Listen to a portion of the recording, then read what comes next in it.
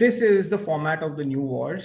It's on 9 different fronts. I mean, I have just highlighted 9. There could very well be 2 or 3 that I've overlooked or, probably not put out here. But this is the format of the new wars. And I'm not going to kind of explain each one of them, but we'll just quickly, just take a bit of time and just go through each of them. There will be 2 that I discuss in detail, but this is the new format of wars.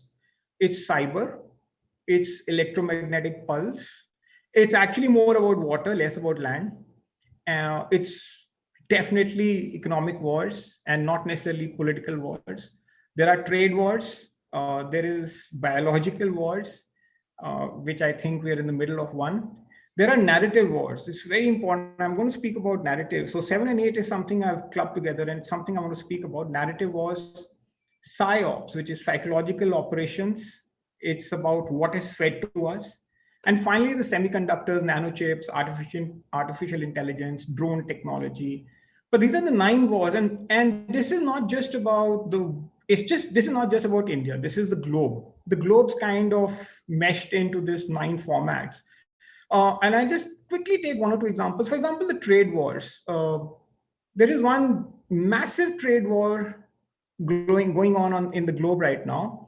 And we don't seem to be focused on it. It's between the Australians and the Chinese. Tariff wars are going on, and the Australians are suffering because of that. Cyber wars between the Americans and the Chinese, between perhaps the Russians and the Americans.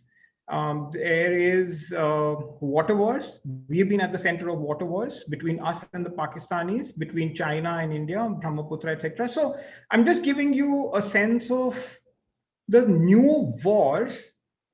And of course, then there is a semiconductor nanochip war that the world is beginning to see. But what is important is that in all of these 9, not a single bullet has been fired. So there's a big shift globally in the way people are thinking, in the way strategists are thinking, in the way policymakers are thinking, that this is no longer necessary about kinetic battles. And the definition of kinetic battles is when you kind of use weaponry, missiles, bullets, armies, military confrontations. I'm not saying that those are not happening, but perhaps the world is now looking at these formats more than the bullet.